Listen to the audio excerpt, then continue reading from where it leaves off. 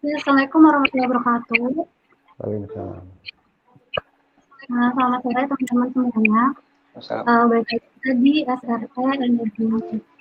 Nah, sebelumnya perkenalkan dulu. Mohon maaf sebelumnya tadi ada kendala teknis, jadi kita agak telat ya. Perkenalan dulu sebelumnya, saya Fidian Agustina sebagai moderator untuk hari ini. Nah, sekarang kita udah punya dua pembicara yang keren-keren tentunya. Yang pertama adalah Pak Mustafa Al-Suryoko sebagai Subsudit Pelayanan dan Pengawasan Usaha Aneka EBT. Kemudian yang kedua ada Pak Ali Ashad sebagai Advisory Board Geothermal Engineering Master Program ITB. Mungkin boleh Pak siapa dulu sambil diperkenalkan. Jadi Pak Ari. Iya, gimana Mbak? Agak kurang jelas soalnya. Oh iya, sekarang mungkin diperkenalkan dulu Pak, boleh Pak Ari. Oh ya, Bapak Ibu adik-adik sekalian, nama saya Mustafa Ari Suryoko. Saya saat ini bekerja di Kepala Subdirektorat Pelayanan dan Pengawasan Usaha Aneka EBT di Direktorat Jenderal Energi Baru Terbarukan dan Konservasi Energi Kementerian ESDM. Saya mohon maaf di sini mewakili Bapak Direktur yang tidak bisa hadir karena beliau sedang ada acara pembahasan deklarasi Surya Nusantara dengan Bapak Gubernur Jawa Tengah sama dengan Badan Kebijakan Fiskal dan menugaskan kepada saya mudah-mudahan bisa memberikan hal-hal yang diinginkan dalam acara Energi Week pada sore hari ini. Mungkin sekian itu saja yang bisa kami sampaikan. Moderator saya kembalikan, silakan. Terima kasih Pak. Nah, untuk Pak Ali, mungkin Pak. Selamat sore semuanya, adik-adik semua, dan juga yang mungkin peserta-peserta yang lain. Perkenalkan, saya Ali Ashad. Saya sudah bekerja di geothermal sudah lebih dari 20 tahun, 25 tahunan. Jadi selama ini saya banyak juga terlibat baik di perguruan tinggi maupun juga di industri geothermal. Baik yang berhubungan dengan hal-hal yang sifatnya teknis maupun yang berhubungan dengan kebijakan. Background saya teknik perminyakan, tapi kemudian saya mendalami bidang geothermal hingga saat ini. Nanti akan kita berdiskusi lebih banyak lagi setelah pemaparan melalui presentasi. Terima kasih. Baik, terima kasih Pak Ali. Nah, untuk sesi hari ini akan ada dua sesi materi yang masing-masing 30 menit. Kemudian akan dilanjutkan dengan sesi Q&A, tanya jawab juga selama 30 menit. Baik, untuk materi yang pertama dimulai oleh Pak Sabari. Baik Pak, waktu dan tempat saya persilakan. Baik, terima kasih moderator. Bapak Ibu, izinkan saya menyampaikan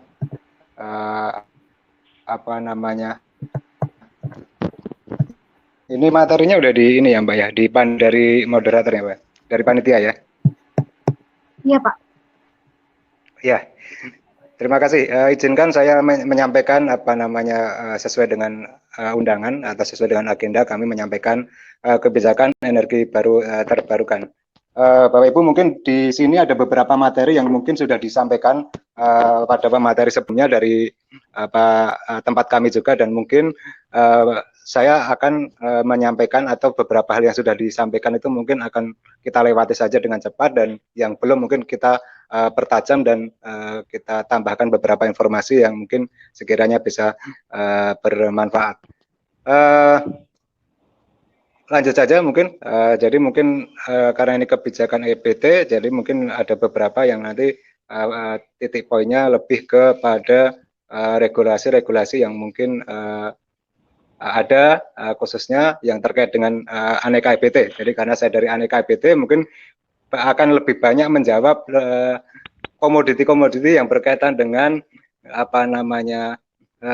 surya, air maupun angin maupun energi baru lainnya. Untuk yang lain apabila nanti mudah-mudahan saya bisa menjawab karena secara umum, kalaupun tidak nanti akan saya sampaikan secara tertulis dan akan saya catat dan akan saya sampaikan kepada panitia. Lanjut ke slide berikutnya. Jadi ya, ini mungkin kemarin juga sudah disampaikan apa namanya kondisi energi saat ini, bahwa dalam pemanfaatan energi kita harus menyeimbangkan antara energi security dengan menambah jumlah pembangkit, kemudian juga harus ramah lingkungan, menggunakan energi-energi yang lebih ramah lingkungan seperti khususnya EBT, maupun yang paling penting adalah energi equity.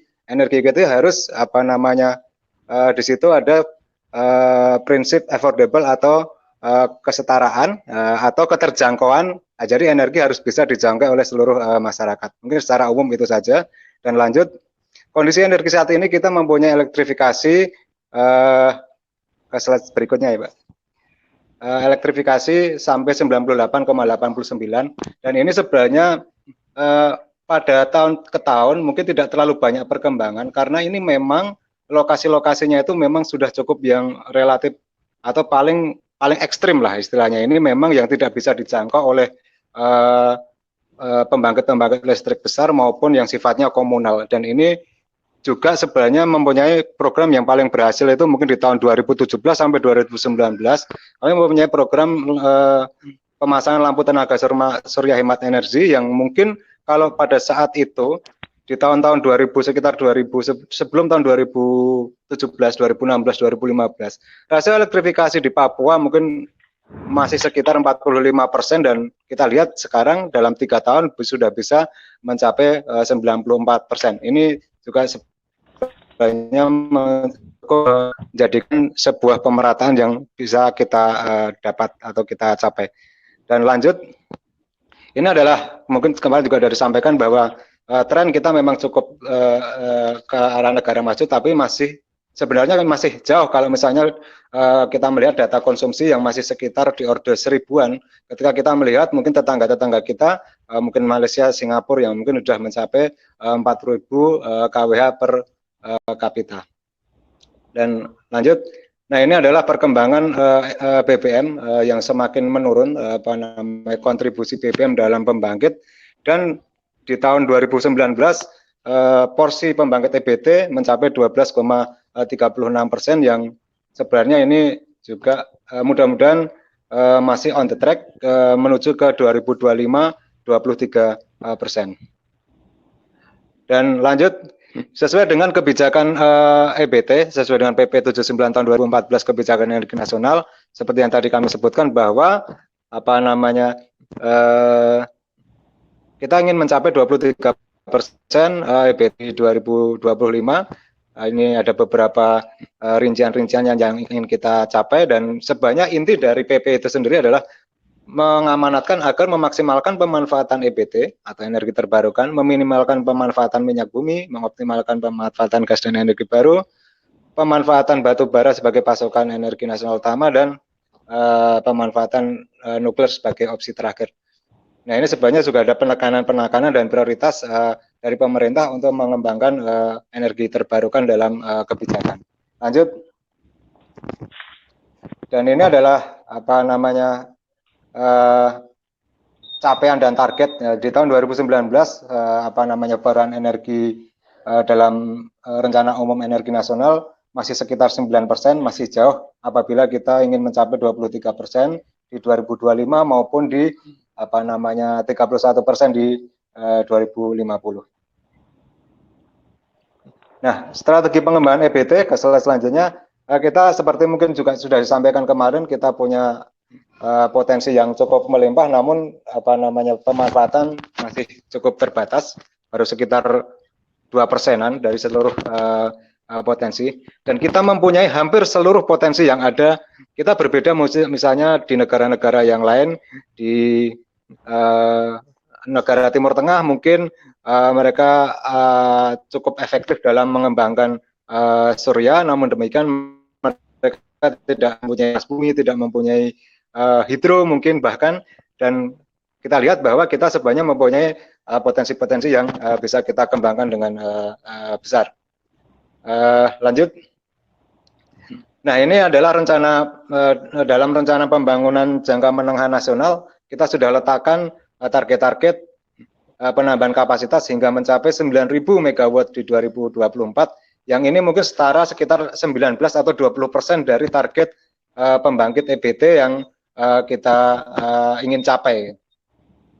Dan mungkin di 2025 itulah mungkin nanti kita ada target tersendiri yang mungkin karena RPJMN 5 tahunan sampai 2024 ada target tersendiri yang kita akan usahakan sampai 23%.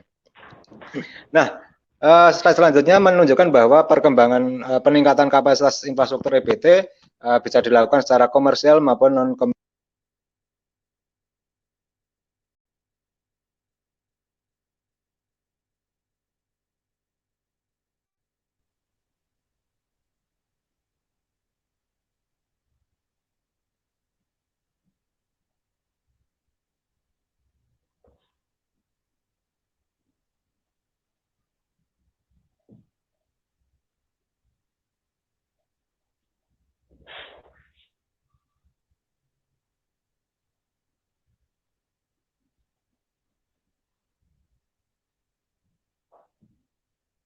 Swasta sebagai IPP, dan ini beberapa peraturan yang mungkin ada peraturan 50 yang sudah diperbarui dengan peraturan nomor 4, kemudian ada Permen SDM nomor 38, dan kita saat ini sedang merumuskan rancangan Perpres EBT untuk pembelian harga listrik EBT oleh PT PLN, dan dari DPR sendiri sudah menginisiasi untuk penyusunan undang-undang energi baru dan terbarukan. Seperti kita ketahui sebenarnya EBT mencakup panas bumi, namun panas bumi sudah ada undang-undangnya, tapi untuk EBT sendiri belum ada undang-undangnya. Di situ ada gap yang mungkin memang harus diisi. Ke slide selanjutnya juga mungkin kita langsung ke Permen SDM nomor 4 tahun 2020. Jadi ini adalah penyempurnaan dari Permen SDM nomor 50 tahun 2017 yang mungkin secara umum bisa kita gambarkan ini tidak semuanya, tapi ini memang sebenarnya tujuan besar kami adalah rancangan pengesahan dari peraturan presiden yang tingkatnya mungkin levelnya lebih tinggi secara kebijakan sehingga bisa mengakomodir atau menggerakkan berbagai pendukung EBT. Namun demikian secara transisi kita tentu saja ingin menghidupkan investasi sehingga investasi itu segera bisa dieksekusi, dan oleh karena itu kita memperbarui Permen nomor 50 2017 menjadi Permen 4 tahun 2020. Nah, di sini sebenarnya secara umum bisa saya gambarkan bahwa pelaksanaan pembelian tenaga listrik melalui mekanisme sebenarnya secara umum masih mekanisme pemilihan langsung. Jadi untuk PLTA, PLTS, PLTB, PLTBM, PLTBG, PLTA arus laut, dan PLT BPN. Nah, untuk PLTP dan PLTS sampah, PLTSA adalah PLT sampah, itu mengikuti ketentuan perundang-undangan yang berlaku. Kita ketahui bahwa PLTP sudah mempunyai mekanisme sendiri berdasarkan undang-undang maupun peraturan yang sudah ada, termasuk juga PLT sampah yang sudah mempunyai regulasi tersendiri. Nah, yang lain masih menggunakan mekanisme pemilihan langsung. Nah, mekanisme penunjukan langsung dimungkinkan dalam peraturan Menteri SDM ini untuk beberapa hal di luar kondisi-kondisi, misalnya kondisi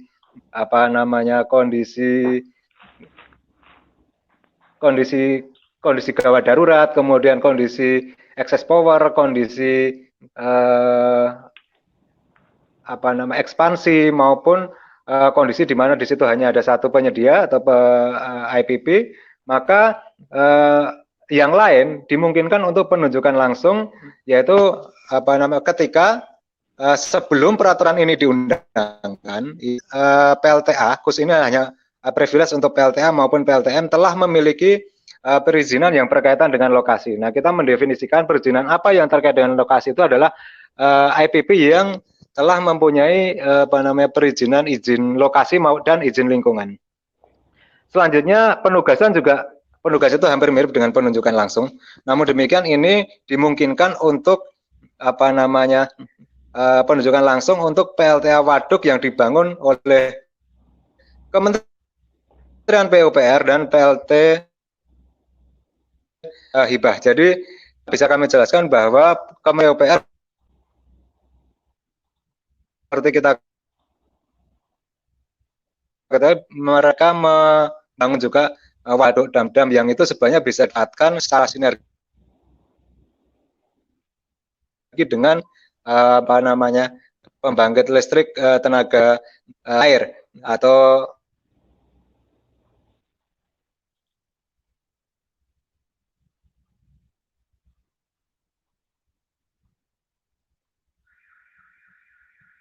Kenapa suaranya hilang?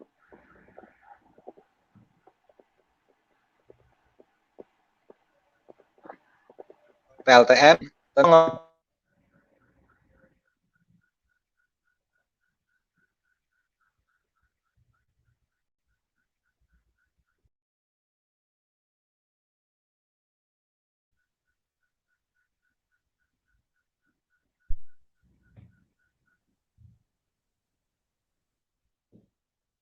Pak Ari, maaf suaranya hilang.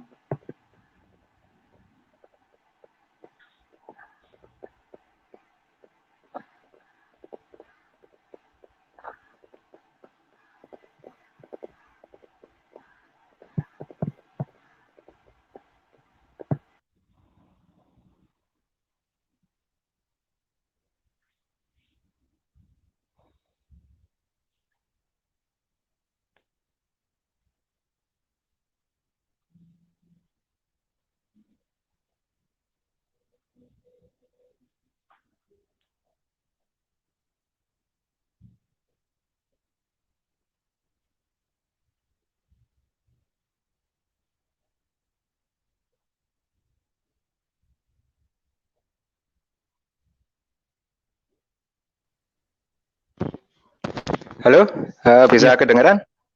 Tadi sampai mana ya Pak ya? Keputusnya ya? Penugasan Pak. Iya, sampai mana tadi ya? Penugasan BOT sudah? Pembelian tenaga. Ya, ya mungkin sekarang ini ya masih yang BOT ya, artinya sekarang intinya yang kemarin harus BOT, sekarang mekanismenya diserahkan ke kesepakatan masing-masing pihak, apakah itu BO, apakah itu BOT. Jadi untuk kalau untuk harga pembelian masih sama, artinya masih menggunakan biaya pokok produksi pembangkitan setempat wilayah. Kecuali untuk yang PLT BPN, PLTA Waduk PUPR dan PLT EBT Hibah itu menggunakan apa namanya perjanjian kesepakatan para pihak antara pengelola dengan PLN. Slide selanjutnya mungkin, nah ini adalah biaya pokok produksi. Kita lihat bahwa kalau kita dalam satu grafik ini saja kita mungkin bisa banyak bercerita bahwa yang warna kuning itu adalah yang warna biru di atas itu adalah BPP per wilayah. Itu ada DKI, ada Jabar, Banten, Jateng. Nah, secara umum di Jawa itu BPP itu rendah. Artinya BPP itu di bawah BPP nasional. Kemudian untuk daerah-daerah yang khususnya di Indonesia Timur, BPP sangat tinggi dan harga beli 85% dari BPP maksimalnya. Oleh karena itu, apa namanya, ini yang dianggap mungkin tidak cukup menarik sebenarnya untuk apa namanya beberapa pengembang, karena khususnya kita tahu bahwa demand maupun kebutuhan listrik atau fasilitas jaringan listrik banyak berkembang atau sebagian besar berada di Jawa Bali. Namun demikian harga yang cukup relatif tidak kompetitif atau berdasarkan BPP itu dirasa tidak kompetitif. Nah, itulah sebenarnya yang mungkin pada rancangan peraturan presiden ini yang akan kita coba rubah untuk menjadikan beberapa skenario, khususnya kita membuka opsi-opsi feed-in tarif untuk kapasitas yang kecil. Kapasitas di bawah 20 mega kita coba untuk digunakan mekanisme feed-in tarif. Nah, di bawah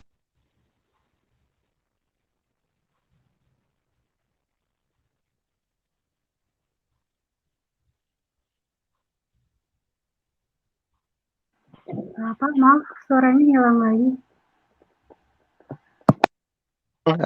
berbeda-beda. Jelas nggak, Mbak? Jelas. Halo? Jelas, Pak. Ya, Jelas. Ya. Ya, mempunyai nilai investasi yang berbeda, Pak. Jadi di konsep yang rancangan Perpres ini untuk kapasitas di atas 20 mega di kapasitas besar, kita mencoba untuk menggunakan mekanisme reverse auction atau pelelangan terbuka. Di situ kita mengharapkan untuk kapasitas yang besar terjadi kompetisi sehingga harga yang didapatkan bisa harga yang paling bagus atau paling bisa diterima, sehingga pada akhirnya ketika harga yang rendah dengan kualitas yang cukup bagus, itu tentu saja bisa berpengaruh kepada BPP nasional dan ujungnya juga tergantung berpengaruh kepada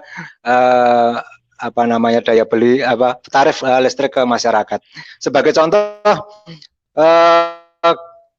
perkembangan teknologi ternyata cukup pesat sehingga kita bisa mendapatkan khususnya untuk PLTS ya, itu di Kamboja mungkin lelang terbaru sudah di 3,6 sen per kWh. Kalau kita lihat di sini masih adanya 6, 7, 9 bahkan ada sampai yang 21. Kemudian mungkin baru-baru ini kalau di media mungkin di bawah 2 sen sudah ada lelang di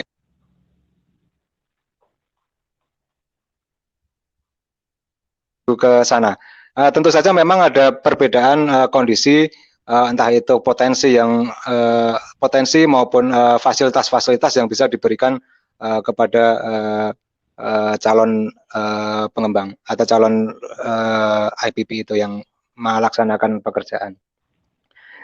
Lanjut.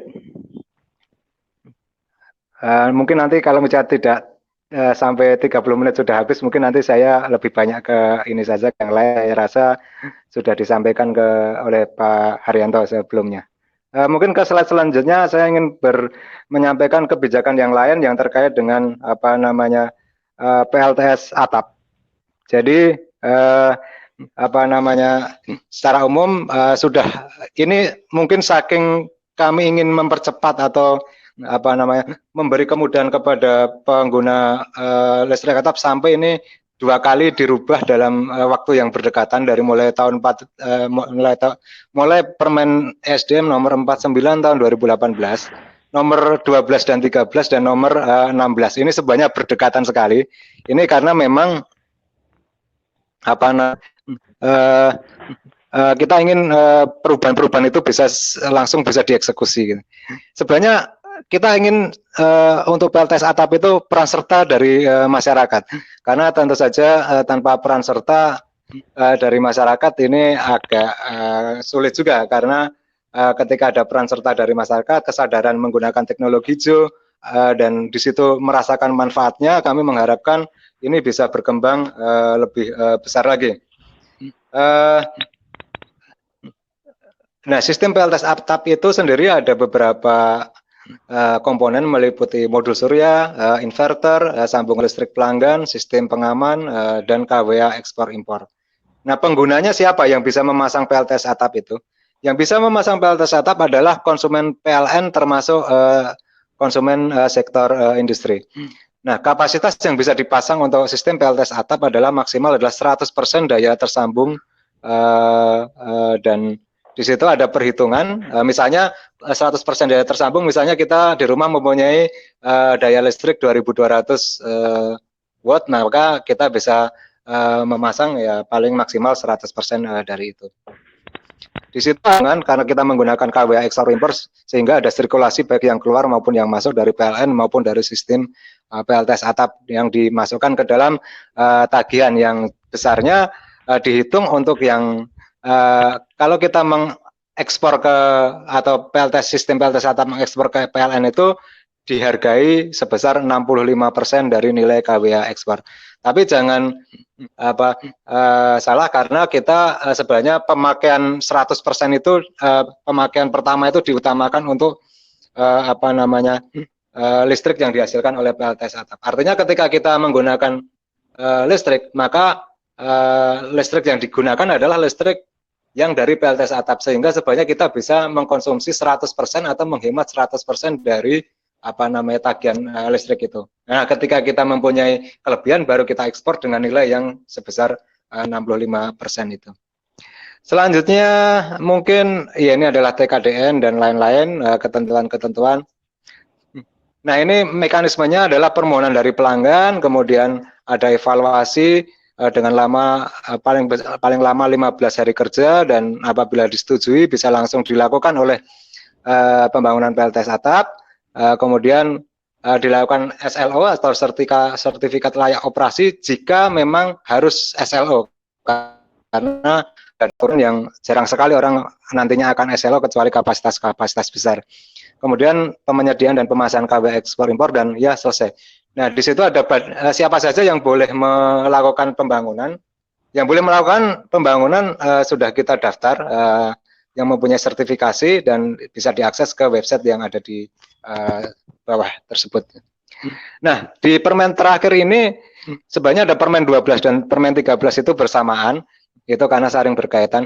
Intinya untuk pemasangan PLTS atap itu tidak ada kewajiban izin operasi untuk kapasitas di bawah 500 kVA.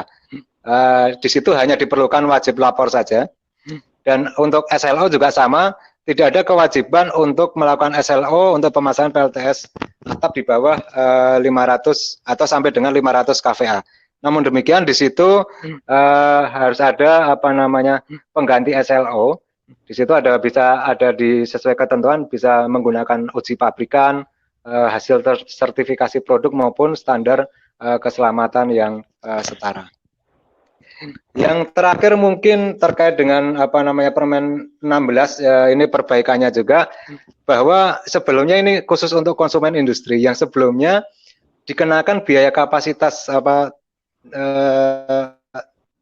harus itu sebesar 40 jam, maka untuk yang permen 16 ini hanya 5 jam saja. Jadi biaya kapasitas itu kapasitas total inverter dikali 5 jam dikali tarif tenaga listrik. Jadi ini, dan di situ tidak ada emergency charge yang di peraturan sebelumnya dikenakan. Oleh karena itu memang setelah munculnya permen ini, beberapa industri yang mungkin khususnya yang berafiliasi dengan internasional yang mempunyai kepedulian terhadap green energy, banyak berlomba-lomba membangun dengan kapasitas yang besar, misalnya dari Danone, dari Bir Bintang ataupun dari Unilever dan lain sebagainya, cukup progresif ini. Nah, ini mungkin terakhir saja. Yang lainnya saya pikir juga sudah. Pada intinya seperti yang kami sebutkan tadi, rancangan Perpres nanti akan mengatur semuanya, akan menggunakan fit-in tarif baik untuk kapasitas-kapasitas yang rendah di bawah 2 MW, dan reverse auction ini adalah rancangan yang kami susun.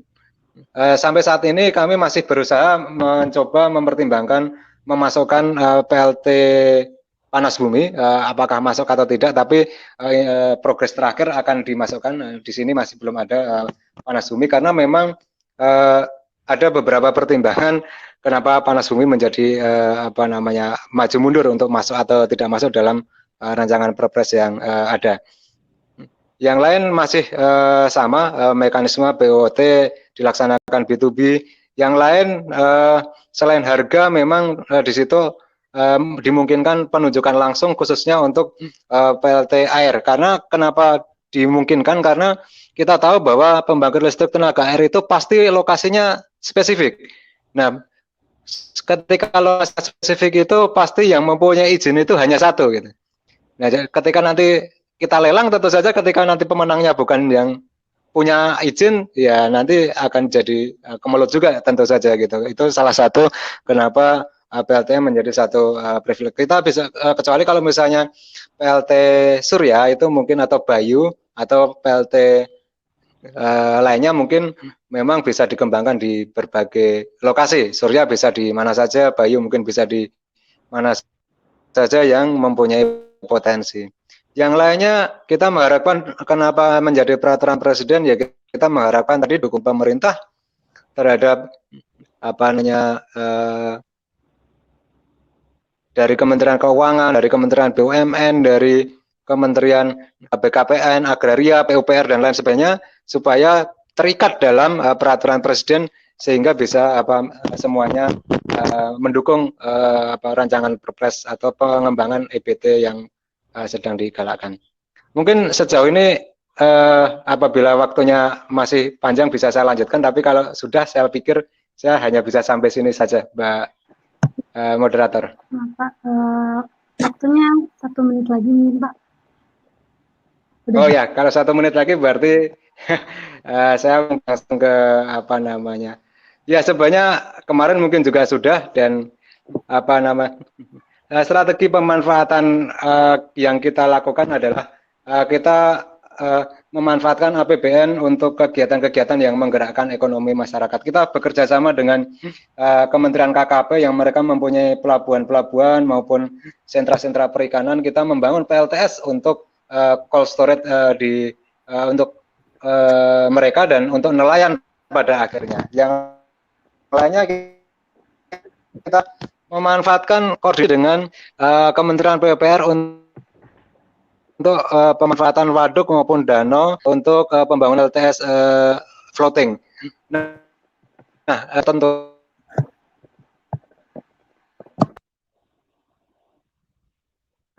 menjadi Permen nomor 6 2020 yang mengumumkan 5% dari tahun.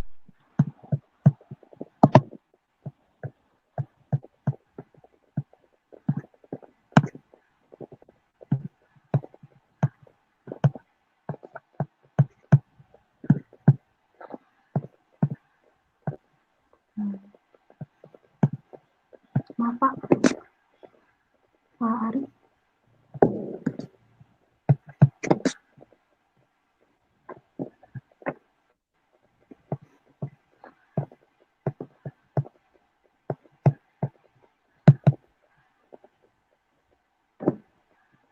Oke, baik.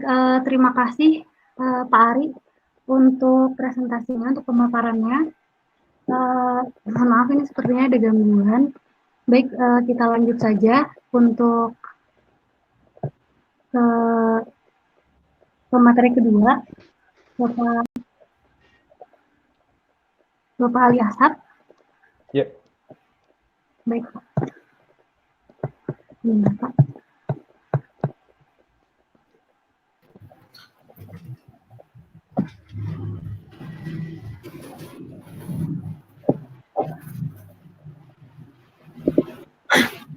Ya, terima kasih waktunya, Mbak.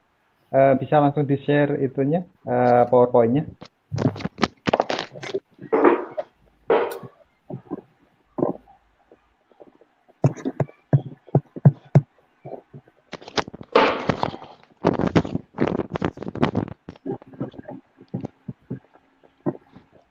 Bisa langsung di-share PowerPoint-nya, Mbak? Apa, Pak? PowerPoint-nya bisa di-share? Ya, Pak. Oke.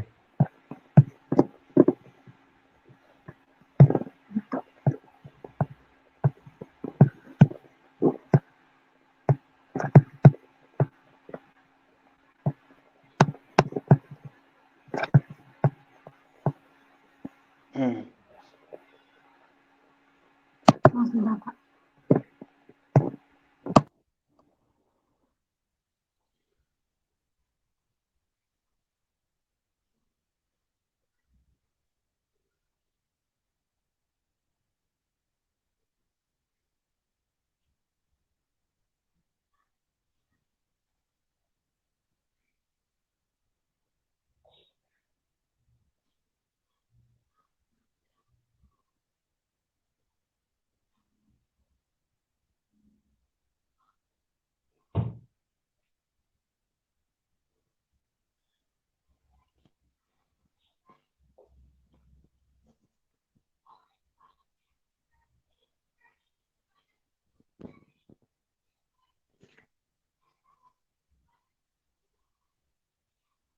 Materinya sedang loading, Pak. Oke.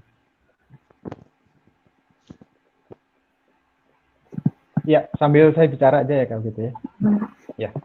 Oke, terima kasih atas waktunya. Jadi dalam kesempatan ini saya akan menyampaikan mengenai tantangan pengembangan panas bumi di Indonesia. Jadi kita di Indonesia sebetulnya mungkin sudah banyak tahu bahwa Indonesia merupakan negara dengan potensi panas bumi yang sangat besar di dunia, yang bisa dibilang terbesar di dunia. Lanjut ke slide berikutnya.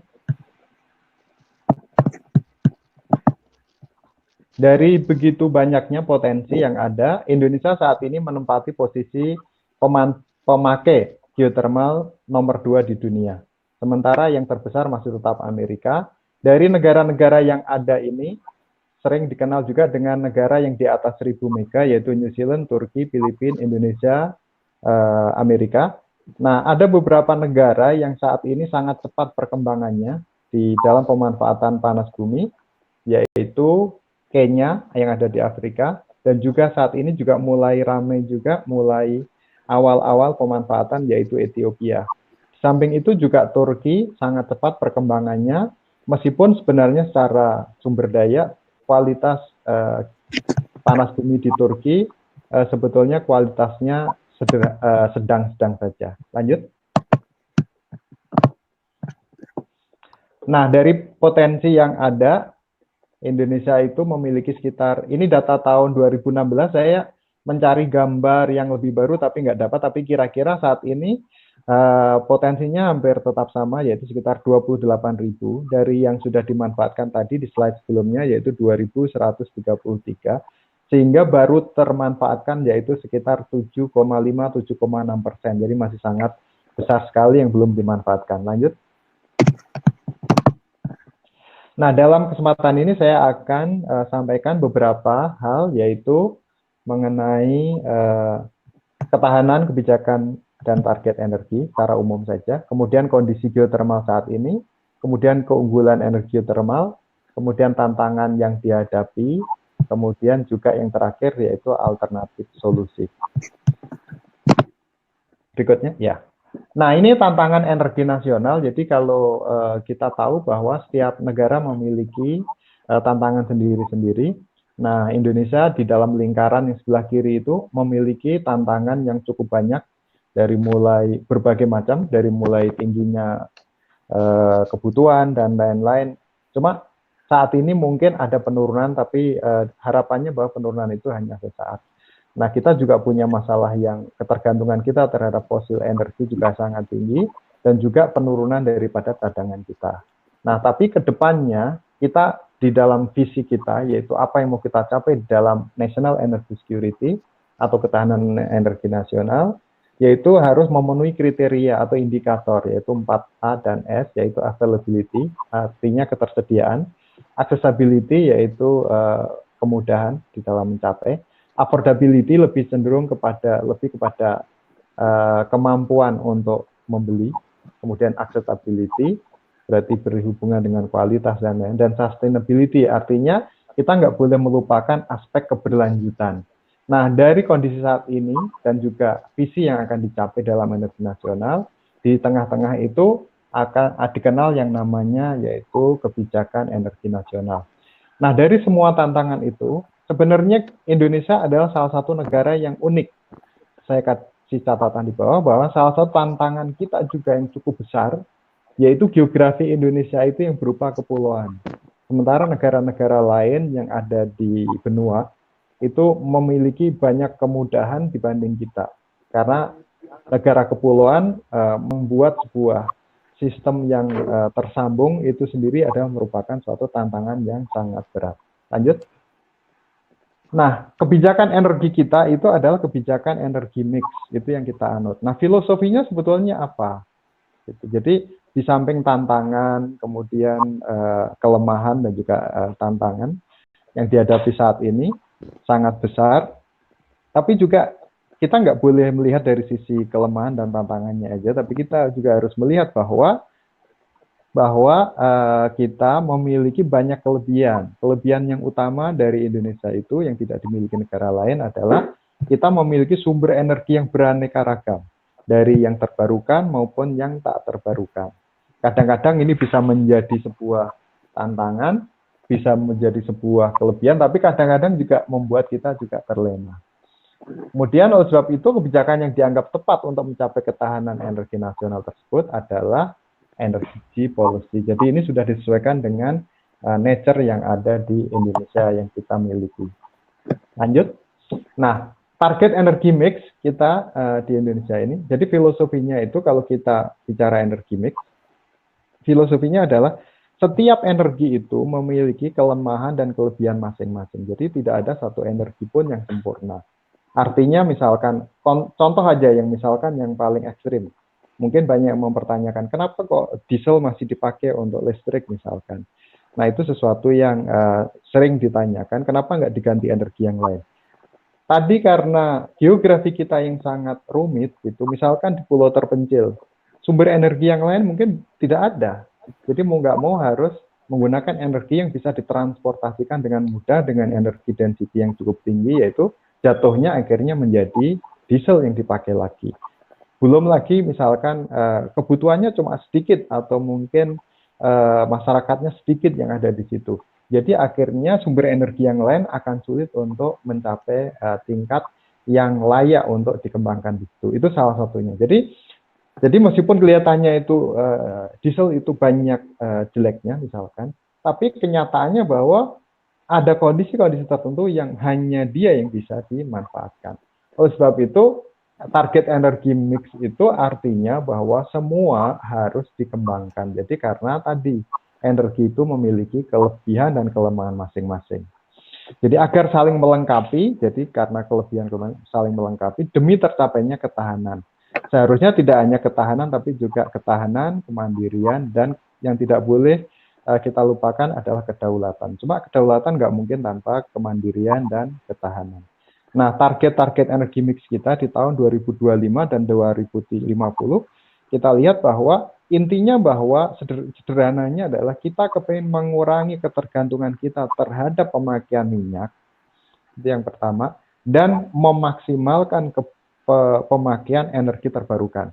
Jadi pemakaian minyak bumi kita kurangi, dari yang tahun sebelumnya 46% dikurangi ke 25%. Bahkan di tahun 2050 harapannya itu bisa turun sampai ke 20%. Sementara energi terbarukan itu yang dulunya kecil cuma 5%, diharapkan di tahun 2025 itu mencapai 23%, di 2050 lebih besar lagi yaitu 31%. Dari seluruh energi terbarukan itu kita juga punya potensi yang cukup besar, banyak dan beragam, ada hidro, ada geothermal, ada biomas, dan lain-lain. Saat ini yang sudah cukup besar kembangkan adalah hidro dan geothermal. Lanjut. Nah, pertanyaannya adalah bagaimana sebetulnya energi mix itu disusun atau dibuat gitu. Nah, jadi penyediaan energi itu berhubungan dengan strategi jangka panjang. Ini yang harus diingat.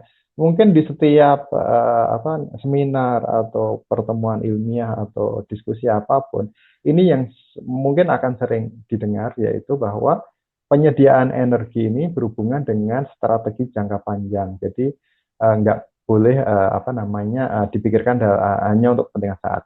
Sehingga tidak boleh menggunakan ukuran jangka pendek. Dan juga tidak boleh dievaluasi berdasarkan kebutuhan jangka pendek atau sesaat. Misalkan saat ini kita ada COVID, terus kemudian target-target energi kita rubah. Nggak boleh seperti itu. Gitu. Jadi karena belum tentu ini adalah berefek dalam jangka panjang.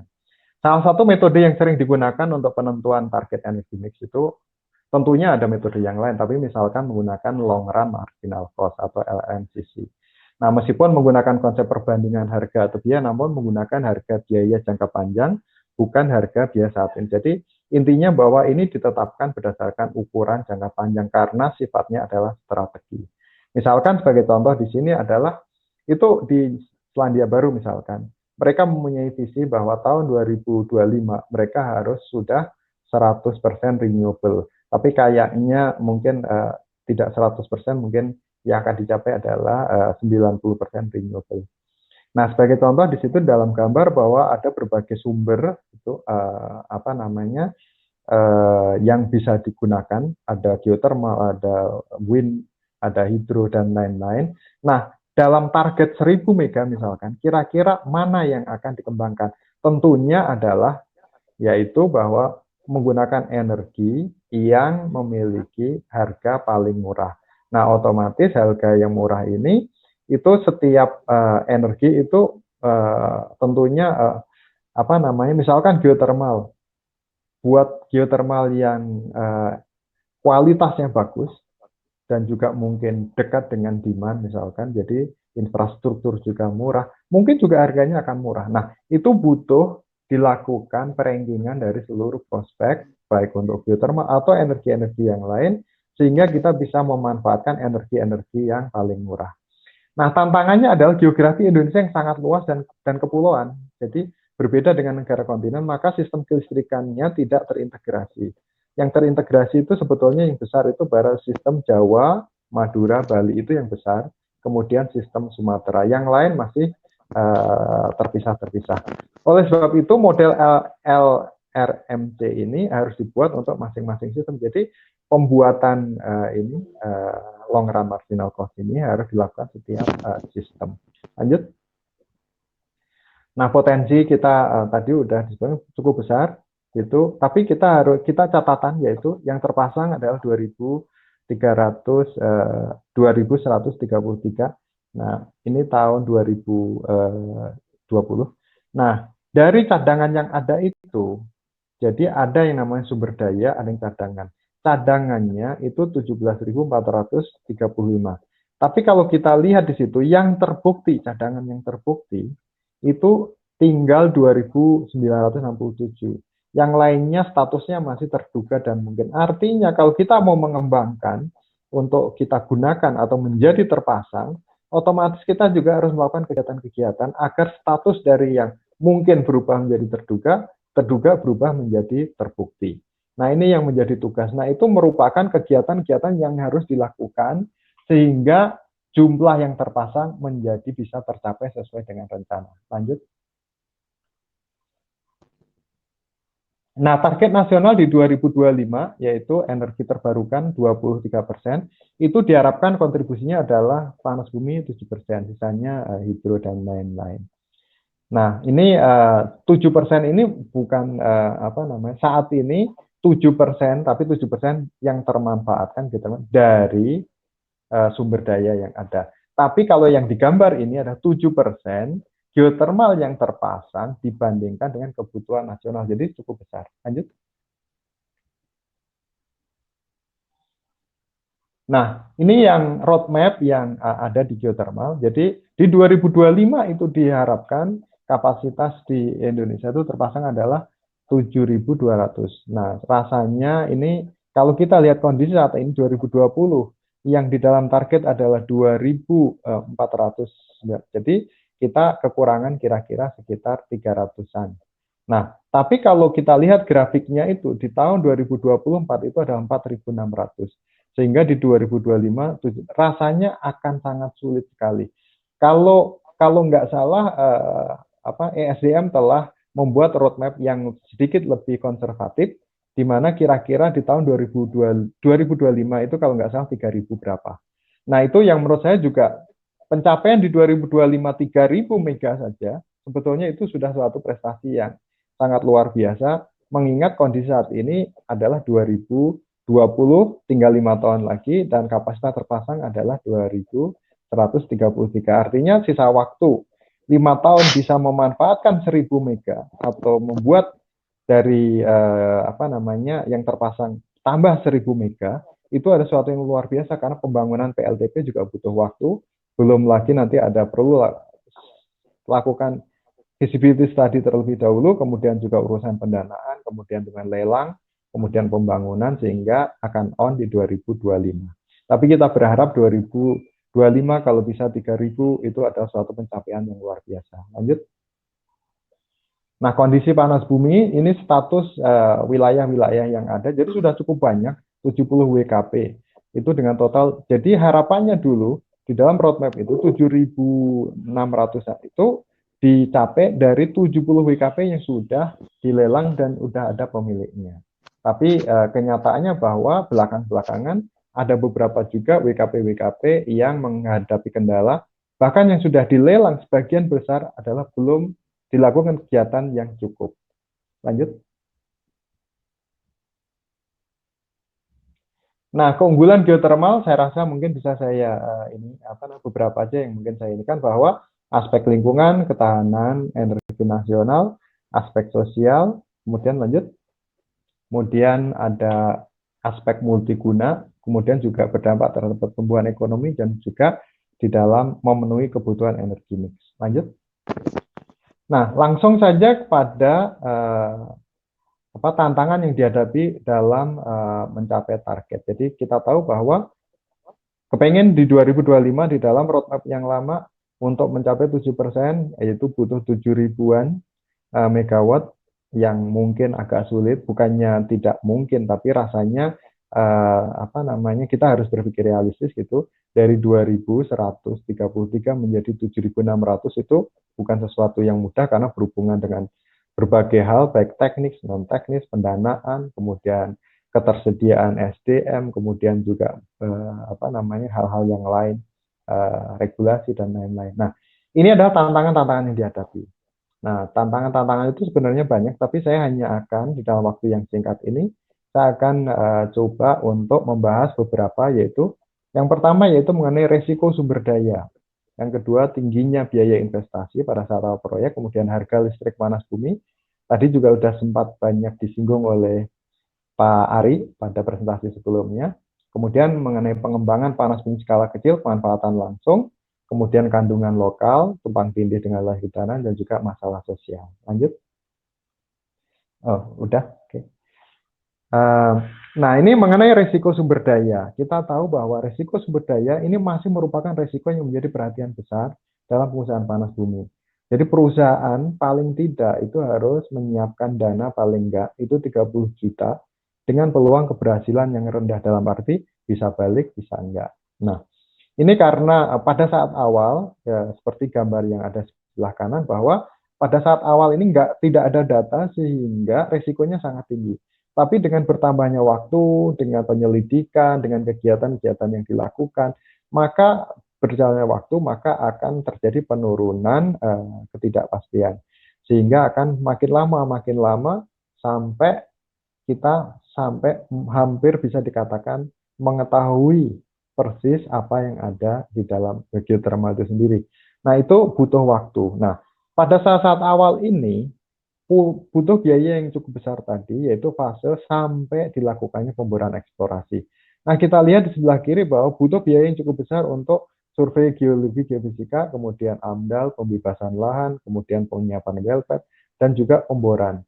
Nah, pemboran sumur ini paling enggak dibutuhkan kira-kira sekitar 3 sumur. Nah, pemboran itu kemarin rata-rata per sumur umumnya mungkin sekitar 7 juta. Tidak tahu dengan kondisi menurunnya harga minyak saat ini apakah berdampak terhadap penurunan harga sumur, kita belum tahu, karena kadang-kadang agak sulit diprediksi, karena juga apakah penurunan ini bersifat agak lama atau sebentar. Nah, banyak prediksi mengenai hal itu. Nah, di sini kita di dalam referensi yang ada dari Pertamina, yaitu dibutuhkan paling nggak 34 juta. Nah, ini sampai pada fase yang itu terjadi, kalau dalam gambar ada yang anjlok atau turunnya risiko cukup signifikan. Itu adalah fase di mana pemboran eksplorasi telah dilakukan. Sehingga kira-kira risikonya bisa kurang lebih dari setengah. Gitu. Nah, ini yang beberapa hal yang membedakan mungkin kondisi geothermal karena di daerah yang berbeda-beda. Mungkin kalau daerah-daerah di Jawa mungkin dekat dengan akses infrastrukturnya, jadi nggak terlalu mahal, pembangunan jalannya nggak banyak. Tapi kalau kita lihat di Sumatera, itu rata-rata pembangunan infrastrukturnya butuh biaya yang sangat besar karena belum tersedia. Oke, lanjut. Nah, ini kegiatan-kegiatan yang tahapan yang dilakukan ini berdasarkan pada referensi yang diinikan oleh INAGA, Asosiasi Panas Bumi Indonesia. Tapi ini beberapa tahun yang lalu, jadi sekarang mungkin ada sedikit perubahan karena juga adanya perubahan biaya dan harga, karena geothermal ini juga sangat dipengaruhi oleh industri perminyakan karena banyak kesamaan dari mulai service company-nya, teknologinya, kemudian caranya, segala macam. orang-orangnya juga banyak juga memiliki kesamaan dengan minyak. Sehingga pada saat harga minyak naik, kadang-kadang ikut naik. Nah, dalam beberapa tahun terakhir ini terjadi fluktuasi yang cukup signifikan di dunia perminyakan, sehingga juga sangat berpengaruh juga dengan biaya-biaya di industri geotermal. Sebagai ini gambaran seperti ini, fase-fase awal yaitu konseptual model atau prospek geotermal, itu dibutuhkan biaya cukup kecil karena rata-rata hanya dilakukan survei permukaan. Baik geologi, geokimia, geofisika ini semua dilakukan di permukaan. Jadi butuh biayanya tidak besar. Tapi kemudian dilanjutkan pada fase berikutnya yaitu pemboran gradient hole. Gradient hole ini intinya bahwa kita ngebor bisa 600 meter rata-rata dilakukan, yang nanti kita akan mendapatkan yang namanya yaitu anomali gradien temperatur dari bumi, yang menunjukkan bahwa adanya indikasi sumber daya geotermal di situ. Nah, dari situ kemudian akan dilanjutkan dengan pemboran yang lebih serius lagi, yaitu pemboran sumur eksplorasi. Nah, pemboran eksplorasi di sini di kolom yang ketiga terlihat bahwa dibutuhkan biaya 25-40 juta, tergantung kepada jumlah sumur yang dibor. Untuk lapangan yang kira-kira memiliki potensi besar, ya mau nggak mau harus ngebor jumlah sumur untuk membuktikan itu adalah lebih banyak. Kalau ini diasumsikan 3-4 sumur. Tapi kalau lapangannya memiliki kemungkinan potensi yang cukup besar, berarti mungkin lebih dari 5 sumur. Nah, kemudian dilanjutkan dengan visibility. Visibility intinya adalah memastikan ada 3 visibility, yaitu kelayakan dari sisi teknis, kelayakan dari sisi keuangan, dan tidak kalah pentingnya yaitu kelayakan dari sisi lingkungan. Bahkan dalam kenyataannya, yang nomor 3 ini yang saat ini sering menjadi masalah, menjadi tantangan tersendiri. Kemudian kalau semuanya menyatakan layak, kemudian dilanjut pada yaitu fase yaitu pengembangan dan kemudian nanti konstruksi. Nah, total di sini kita lihat bahwa dari pengembangan dan konstruksi 279 juta ditambah dengan fase awal itu kira-kira 30-45 juta. Nah, ini kalau ditotalkan 300 juta lebih untuk kapasitas 110 megawatt seperti ditulis di situ. Nah, ini artinya per megawattnya ini cukup murah gitu. Nah, mungkin sekarang mungkin ada variasinya tergantung lokasi dan juga mungkin kondisi dari market daripada biaya-biaya tersebut. Lanjut. Kemudian juga tantangan yang lain yaitu harga listrik. Nah, harga listrik ini menurut sebelum Undang-Undang Panas 27 tahun 2003, harga listrik panas bumi yang dituangkan dalam PPA merupakan hasil negosiasi antara pengembang dan PLN. Nah, mengingat proses ini memerlukan waktu yang cukup lama, makanya spirit Undang-Undang Geotermal 27 2003 itu yang salah ketik. Adalah bagaimana mempercepat proses penentuan harga tanpa negosiasi. Spiritnya itu. Bagaimana supaya tidak negosiasi yang panjang sehingga supaya cepat. Nah, berapa? 5 menit lagi. 5 menit, oke. Nah, sehingga akhirnya di dalam undang-undang itu dibuat bahwa tidak perlu lagi yang namanya negosiasi. Bagaimana caranya? Caranya yaitu harga itu ditentukan pada saat lelang WKP. Ya, ini yang menjadi masalah bahwa WKP dilelang pada saat data belum cukup, sehingga harga itu kadang menjadi harga yang tidak rasional. Bisa terlalu murah, bisa juga terlalu tinggi karena nggak ada dasarnya. Nah, berbagai kebijakan mengenai harga panas bumi, baik dalam bentuk uap maupun listrik, pernah diterapkan di Indonesia, yaitu diasosiasikan dengan harga komoditi lain, dalam hal ini solar, dulu pernah diterapkan di Kamojang, kemudian melalui harga negosiasi sesuai keekonomiannya, kemudian juga bisa juga dengan fit-in tarif, bisa juga diasosiasikan dengan BPP. Lanjut. Nah, pemanfaatan panas bumi skala kecil, ini pengembangan panas bumi sangat tergantung pada economic of scale-nya. Di mana makin besar kapasitas pengembangan, maka akan semakin ekonomis, dan sebaliknya, makin kecil biasanya menjadi kurang menarik. Nah, banyak prospek panas bumi yang potensinya cukup bagus, namun demand-nya kecil. Contoh di daerah-daerah Indonesia Timur. Nah, ini juga menjadi permasalahannya. Umumnya berada di yang prospek cukup bagus, misalkan di daerah Flores dan juga di Maluku Utara. Lanjut. Nah, kan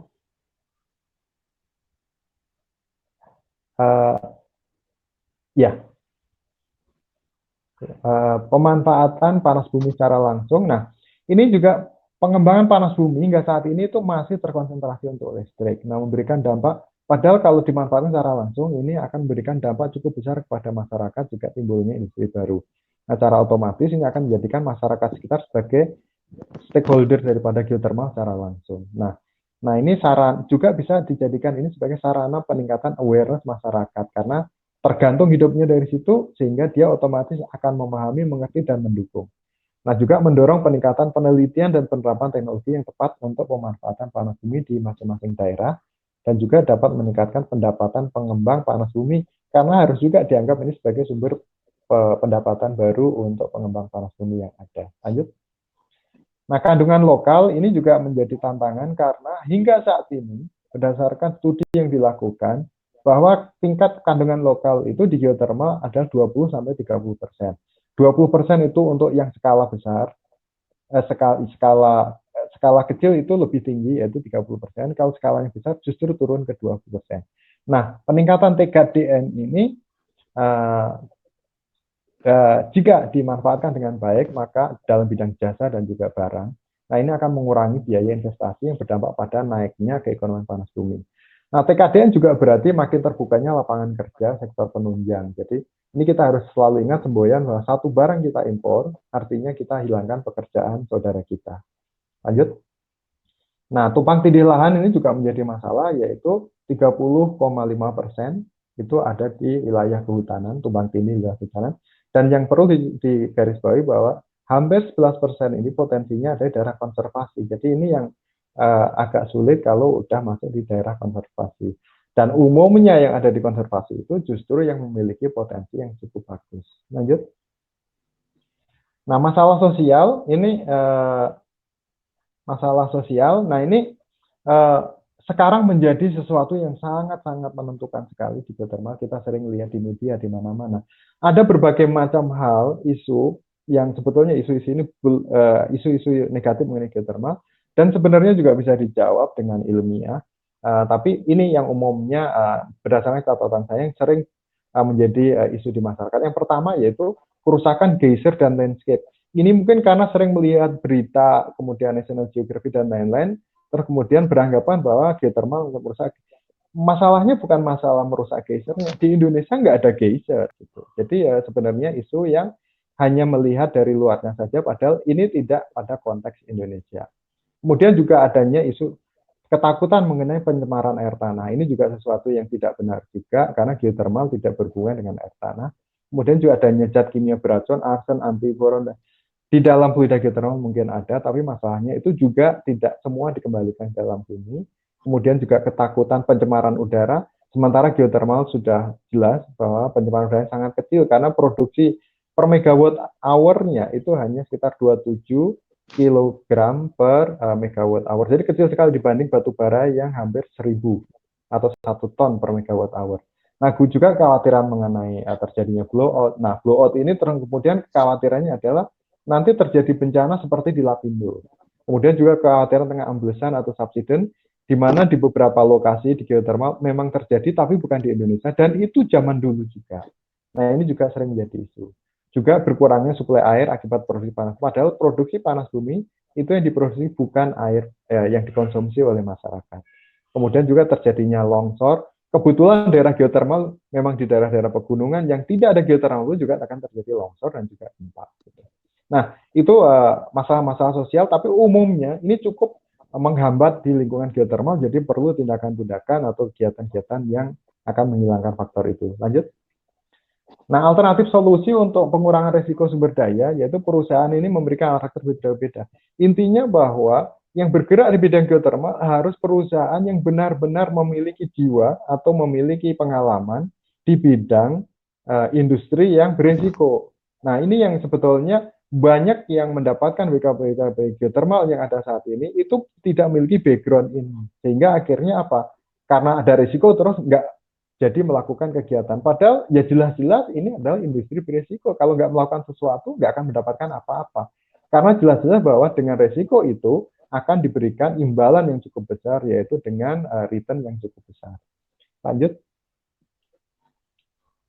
Nah, alternatif untuk mengurangi tingginya biaya investasi yaitu pengembangan bertahap. Ini geothermal itu selalu sangat hati-hati dengannya, yaitu kecil dulu, yakin baru dikembangkan. Udah yakin ditambah lagi.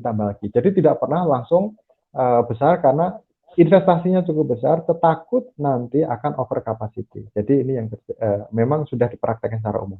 Nah, juga harus penerapan risk and cost reduction, juga pemanfaatan teknologi tepat, yaitu untuk mengurangi risiko, menambah pemahaman, dan lain-lain. Lanjut. Nah, kemudian juga alternatif untuk harga listrik. Nah, harga listrik ini memang sekarang memang menjadi tidak menarik karena regulasinya adalah diasosiasikan dengan BPP, di mana kebetulan geothermal potensinya besar-besar ada di Jawa dan Sumatera, yang mana harga listriknya rendah karena banyak batu bara. Sehingga kalau geothermal diasosiasikan dengan BPP listrik menjadi tidak menarik. Nah, yang menarik adalah BPP yang di Indonesia Timur. Cuma problemnya adalah BPP-nya tinggi, tapi yang jadi masalah demand-nya kecil. Jadi serba ini apa namanya, yang besar BPP-nya rendah, BPP tinggi, kebutuhannya kecil. Nah, saya rasa kalau harus dihubungkan dengan BPP itu nggak akan ketemu. Jadi mau nggak mau solusinya adalah harus harga itu ditetapkan berdasarkan negosiasi B2B, kembali lagi seperti zaman dulu. Cuma bagaimana menyiapkan B2B ini sehingga negosiasinya cepat. Nah, itu yang perlu dipikirkan atau dibuat kisi-kisinya. Yang kedua adalah modifikasi feed-in tarif. Jadi juga bisa menggunakan feed-in tarif, tapi tidak murni feed-in tarif bahwa harus harga satu. Tapi ini harus ada teknik-teknik, yaitu modifikasi. Karena geothermal itu site spesifik, berbeda-beda satu tempat yang lain. Jadi sifat itu tidak boleh dihilangkan, sehingga harus mempertimbangkan misalnya besarnya cadangan, temperatur, dan juga hal-hal lain yang mempengaruhi keekonomian daripada geothermal. Sehingga nggak feed-in tarif itu berarti satu harga, tapi adalah dibuat feed-in tarif satu metode dengan memasukkan variabel-variabel yang mempengaruhi keekonomian daripada proyek geothermal. Lanjut. Nah, ya. Oke, 1 menit lagi. Nah, pemanfaatan panas bumi skala kecil ini juga perlu didorong gitu, baik dalam kenapa? Karena keekonomian geothermal skala kecil tidak selalu lebih jelek. Kenapa? Karena makin kecil itu biasanya teknologinya makin nggak rumit, jadi sehingga menjadi murah. Lanjut. Kemudian untuk pemanfaatan langsung, ini kalau bisa ini harus segera dibuat peraturan pemerintah karena nggak keluar-keluar, dan sehingga padahal udah diamanatkan dalam undang-undang. Nah, kemudian supaya bisa ditindaklanjuti oleh daerah membuat peraturan di daerah masing-masing. Lanjut. Untuk peningkatan kandungan lokal, ini mau nggak mau pemerintah harus membuat roadmap agar kandungan lokal itu naik, keterlibatan industri nasional makin tinggi.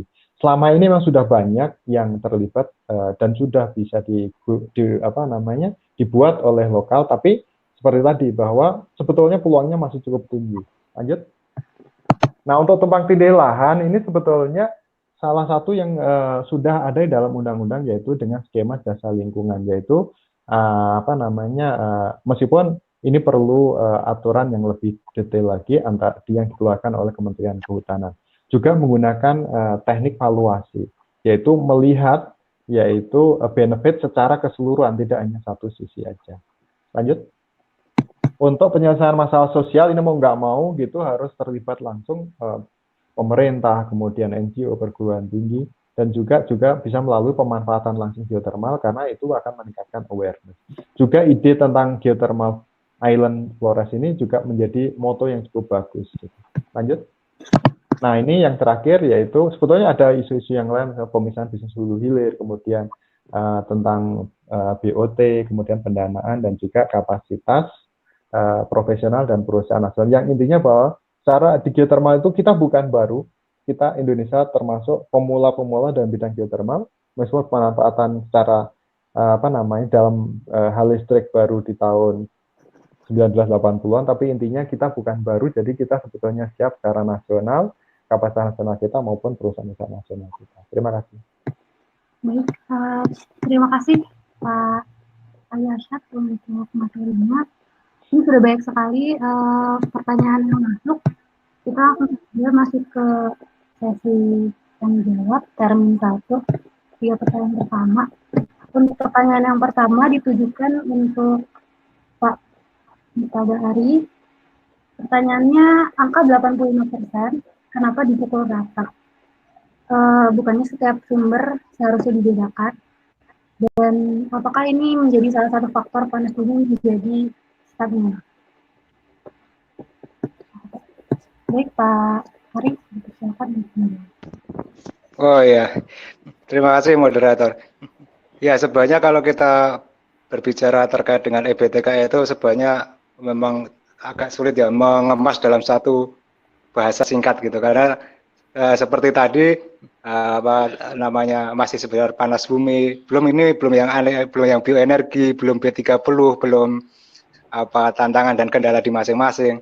Tapi mungkin secara singkat saja kalau yang terkait dengan 85% yang tadi itu pada awalnya memang apa namanya pada waktu itu mungkin para apa namanya kalau kita merunut ke belakang ya mungkin memang kita semangatnya itu apa listrik itu harus affordable gitu Mbak. Orang yang masuk itu apa namanya komoditi itu harus bersaing gitu. Maka apa namanya ada patokan 85% itu mungkin juga mempertimbangkan kemampuan PLN pada waktu itu gitu. Nah itu kalau berdasarkan BPP. Namun demikian memang pada perjalanannya itu tentu saja dievaluasi. Kita mencoba untuk menggunakan metode yang lain, termasuk tadi ada feed-in tarif, ada apa namanya metode lelang dan feed-in tarif. Kalau misalnya yang di rancangan kami juga kita menggunakan faktor lokasi sebagai pembeda dari satu lokasi dengan lokasi lainnya, di mana Jawa mempunyai faktor satu dan yang lain juga pulau-pulau lain, termasuk pulau-pulau kecil kami pertimbangkan untuk mendapatkan apa namanya sisi keekonomian. Jadi ke depan memang semangatnya apa namanya harga ditentukan berdasarkan keekonomian dengan tetap mempertimbangkan apa namanya hasil outputnya nanti masih tetap terjangkau di masyarakat. Nah, oleh karena itu tentu saja itu butuh beberapa intervensi atau instrumen, misalnya apa namanya relaksasi TKDN untuk yang skala besar pada kapasitas-kapasitas tertentu. Artinya kalau misalnya TKDN memang menjadikan salah satu competitiveness khususnya misalnya yang di PLTS itu menjadi kurang apa namanya kita bisa mendapatkan misalnya secara pengalaman saja itu di PLTS Bali itu ada dua lokasi, Bali Barat dan Bali Timur itu sekitar 5,6 sen per kWh, sama juga yang di floating PLTS Cirata 5,6 sen per kWh. Itu kalau misalnya metode itu ada relaksasi TKDN, itu tentu saja harga bisa lebih rendah lagi. Nah, untuk beberapa saat tertentu ketika kita menjamin atau pemerintah bisa memberikan dukungan pengembangan EBT PLTS maupun EBT yang lain dalam skala besar, tentu saja diharapkan industri dalam negeri tumbuh dan disitulah pada saatnya nanti TKDN yang tinggi bisa diberlakukan ketika industri di apa namanya di dalam negeri juga sudah siap. Karena ketika kemarin itu kita pengen meningkatkan TKDN tinggi, itu di Kementerian Perindustrian sudah tinggi, ternyata asosiasi yang ada di dalam negeri belum siap, akhirnya terjadi penundaan lagi. Nah seperti itu kira-kira, karena juga market yang tidak besar membuat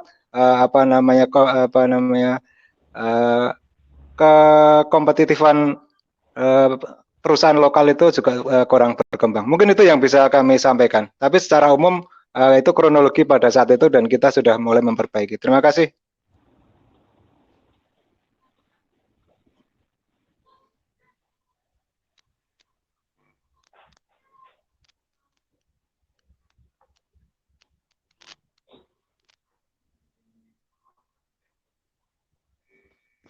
Nggak kedengeran, Pak. Nggak kedengeran suaranya. Nggak kedengeran. Suaranya nggak kedengeran. Suaranya nggak kedengeran. Untuk pertanyaan berikutnya, untuk Pak Ali Ashad, bagaimana terkait isu cost recovery untuk panas bumi dalam hal ketertarikan investor? Silahkan Pak Ali dipersilakan. Oke, terima kasih. Jadi apa namanya? Mungkin sebetulnya semua industri itu ada yang namanya cost recovery. Jadi sebenarnya cost recovery itu yang isu cost recovery itu kan yang utama kan di di apa namanya di oil and gas. Nah, ini yang kita harus agak beda itu karena apa? Cost recovery di oil and gas itu sangat penting. Kenapa? Karena bagian negara itu, anggaplah umpamanya minyak ya, itu 85%. Nah, karena 85%, jadi biaya apapun yang dikeluarkan itu akan sangat berpengaruh terhadap yang namanya pendapatan negara, bagian untuk negara.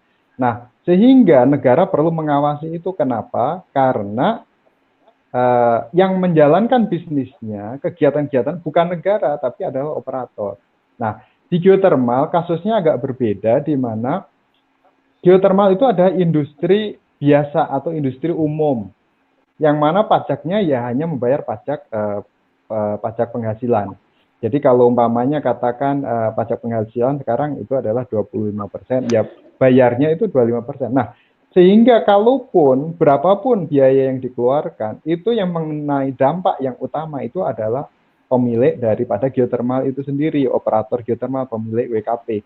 Sehingga asumsinya adalah industri itu akan berusaha mengefisienkan dirinya sendiri, karena jika dia melakukan sesuatu dengan mahal, ujung-ujungnya adalah dia sendiri yang akan mendapatkan dampak daripada inefisiensi itu.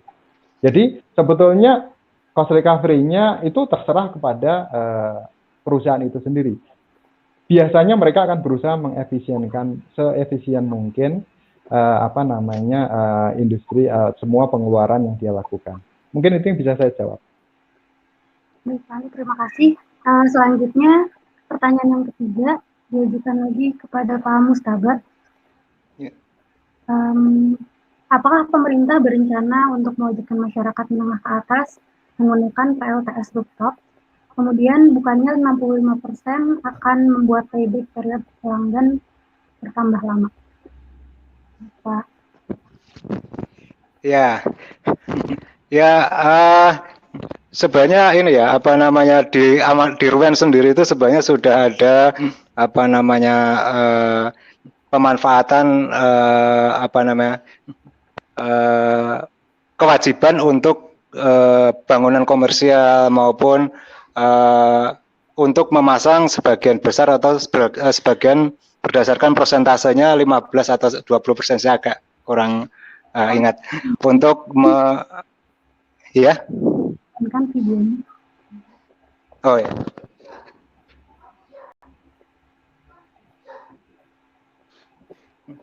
Iya, sebenarnya memang sudah ada ketentuan di di Rencana Umum Energi Nasional itu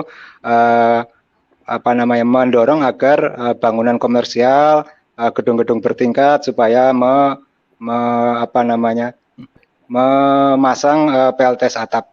Ya, ke depan kita tentu saja akan seperti itu, dan kita juga perlu keterlibatan daerah untuk mendorong hal yang sama. Namun demikian, dari sisi regulasi kan tentu saja memang harus diimbangi bahwa itu harus menarik dulu. Ketika kita mewajibkan, tentu saja dari sisi regulasi juga harus dibuat bisa kompetitif.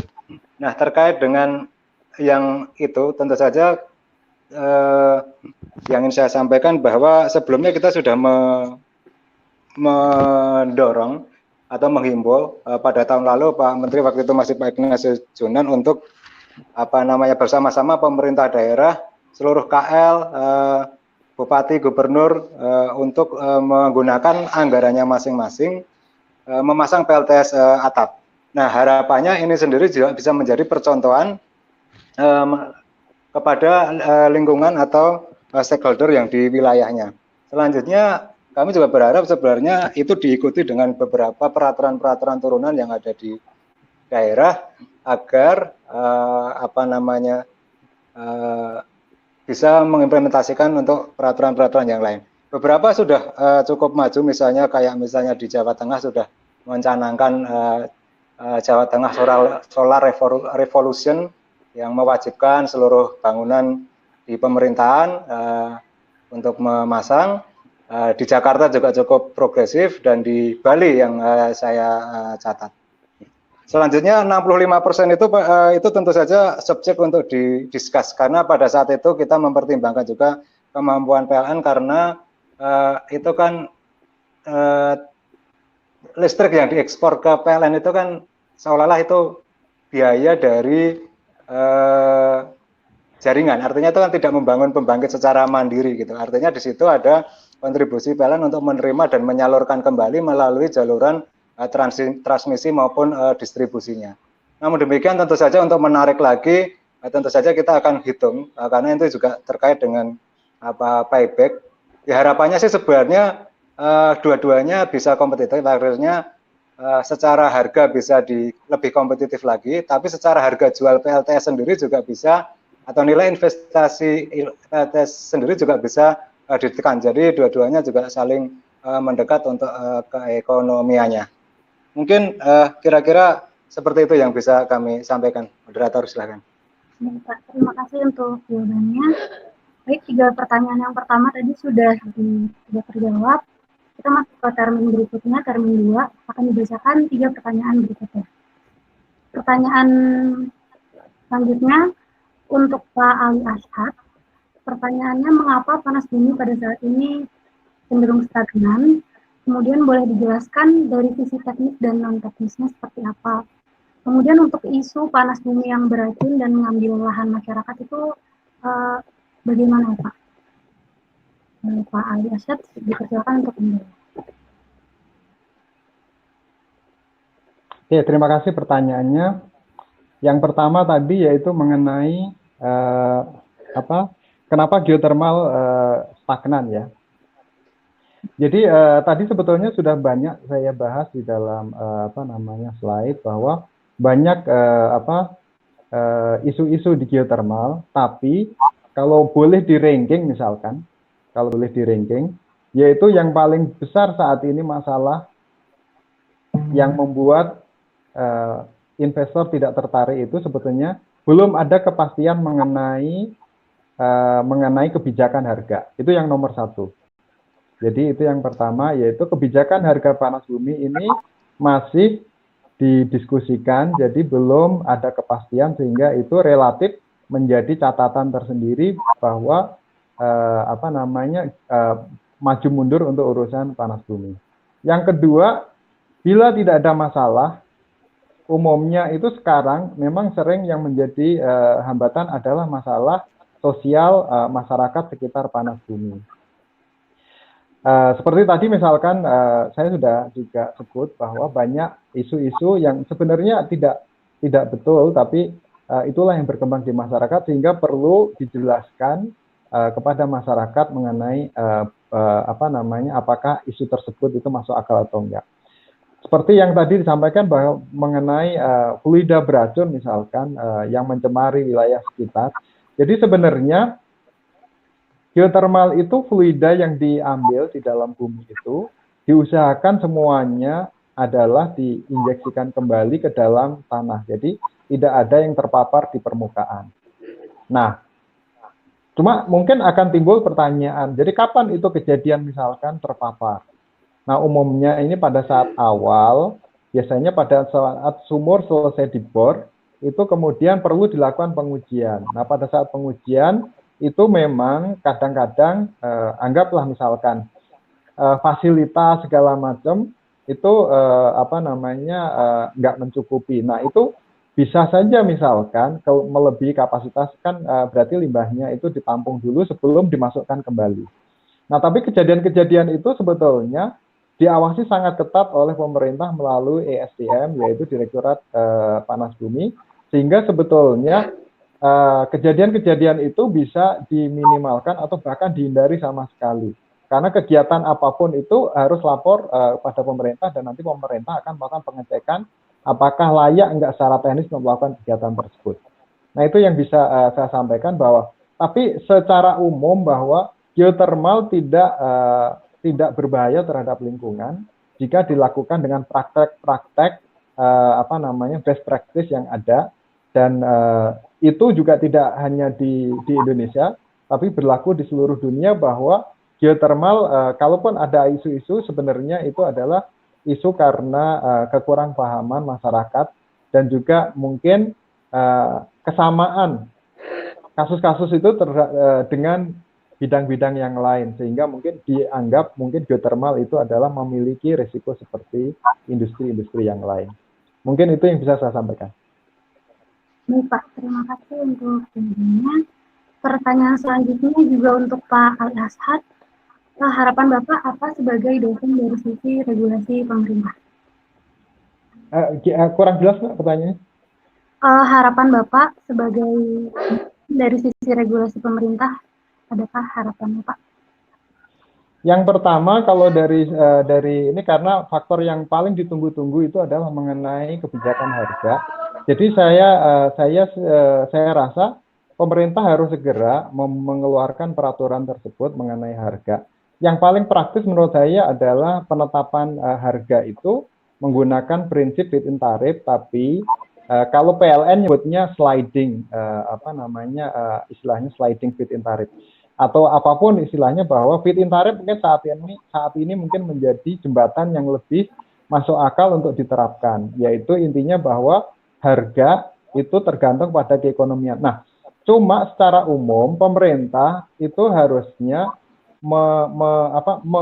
memanfaatkan dulu prospek-prospek panas bumi yang memiliki kualitas yang paling baik. Misalkan apa yang cadangannya besar, yang temperaturnya tinggi, kemudian juga yang mungkin fluidanya mungkin ramah, tidak ada masalah-masalah misalkan dengan hazard atau kebencanaan, dan juga mungkin juga masalah ketersediaan infrastruktur. Karena semuanya itu akan berpotensi untuk menghasilkan geothermal dengan harga yang paling murah, sehingga yang memiliki kualitas terbaik dulu yang harus dimanfaatkan. Nah, kemudian setelah kualitas yang paling bagus itu dimanfaatkan, baru bergeser ke geothermal yang memiliki kualitas di bawahnya, tentunya dengan harga feed-in yang mungkin sedikit lebih tinggi daripada sebelumnya. Nah, mengenai harga, memang kadang sebenarnya tidak fair untuk membandingkan katakan harga geothermal dengan harga energi yang lain. Karena pada dasarnya harga itu adalah produk akhir atau output dari sebuah kebijakan. Seperti tadi juga sempat disinggung oleh Pak Ari bahwa sebenarnya kalau mau murah ya bisa aja. Pemerintah tinggal memberikan yang namanya insentif dalam bentuk apa. Misalkan kemudahan-kemudahan dalam bentuk apa. Karena itu yang membuat harga menjadi murah. Jadi kalau hanya dinilai dari harga saja di ujung, itu sebetulnya nggak fair. Karena di dalam harga itu adalah banyak variabel yang sangat berpengaruh.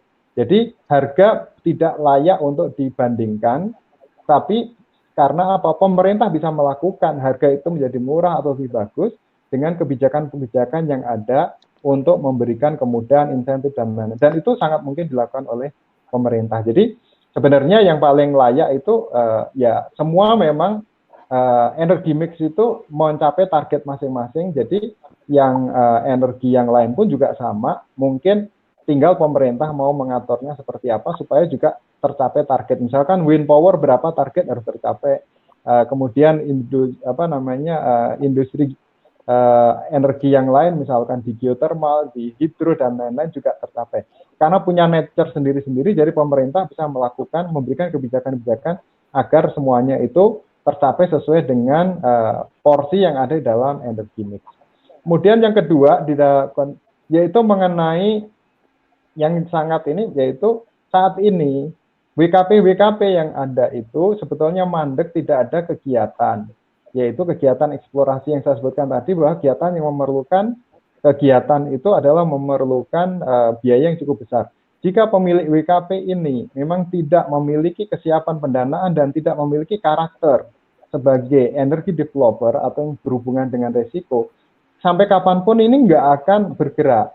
Jadi sebetulnya pemerintah harus segera menarik kembali WKP tersebut ke pemerintah, apakah kemudian dilelang atau diberikan penugasan khusus kepada BUMN atau juga perusahaan-perusahaan pemerintah seperti apakah itu PGE atau mungkin juga Geodipa atau mungkin PLN yang bisa memanfaatkan akses terhadap Geothermal Exploration Fund yang ada. Karena pemerintah juga menyediakan dana eksplorasi yang juga berasal dari APBN dan juga yang juga berasal dari World Bank yang sekarang ada dikelola oleh SMI. Nah, sayang sekali dana itu tidak termanfaatkan. Tapi harus diingat bahwa yang memanfaatkan perusahaan memanfaatkan, misalkan pemilik WKP saat ini, kalau tidak memiliki kemampuan teknis di bidang eksplorasi, kemungkinan itu juga akan menjadi beresiko. Sehingga pemerintah harus memikirkan apakah bagaimana mengembalikan WKP tersebut, atau akan dievaluasi apakah memang pemilik WKP itu memiliki kecakapan dari sisi teknis dan juga pendanaan. Jadi kalau memang memenuhi syarat itu, bisa saja misalkan skema untuk pemberian exploration fund itu untuk pihak swasta, tidak hanya untuk pihak pemerintah. Nah, itu yang saya rasa sangat kritikal saat ini, karena cadangan itu harus dibuktikan menjadi cadangan terbukti, sehingga akhirnya bisa nanti dikembangkan menjadi statusnya menjadi terpasang. Nah, itu yang menurut saya sangat utama saat ini. Terima kasih Pak untuk pertanyaan yang disampaikan. Pertanyaan selanjutnya untuk Pak Mustabari. Pertanyaannya, bagaimana pemerintah menyikapi potensi geotermal yang berada di kawasan hutan lindung, bahkan situs UNESCO seperti di Gunung Leuser? Apakah memungkinkan status hutan lindung dipertahankan bersamaan dengan diberinya perizinan pemanfaatan area geotermal?